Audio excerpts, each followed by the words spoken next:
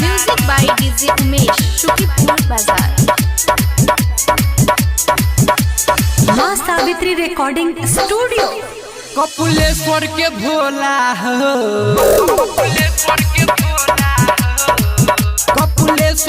भोला हो, की गोला की गोला भांग के खालो। विदेश्वर के भोला हो, की गोला भांग के खालो।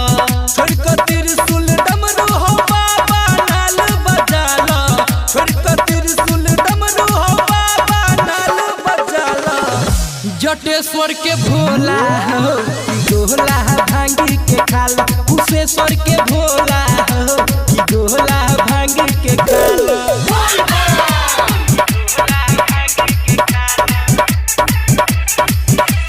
डीजे उमेश शुकीपुर बाजार।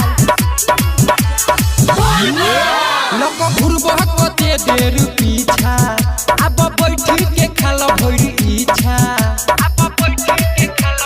हो बाबा लोग घुरबह कते देर पीछा, अब बैठ के खालो भइल इच्छा।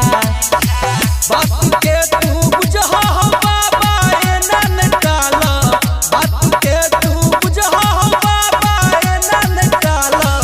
मधुनेश्वर के भोला हो, की गोला भांग के खाला। सिंहेश्वर के भोला हो, की गोला भांग के खाला।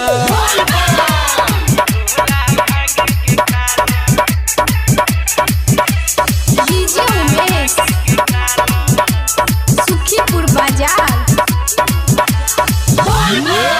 आई पिसले छियो भांग ताजा, फोरो चिलो मुखे कटू गाजा। हे बाबा आई पिसले छियो भांग ताजा, फोरो चिलो मुखे कटू गाजा। पंकज पांड्या के सुना हो बाबा चेला बना लो, मुकेश मतवाला के सुना हो दानी चेला बना लो।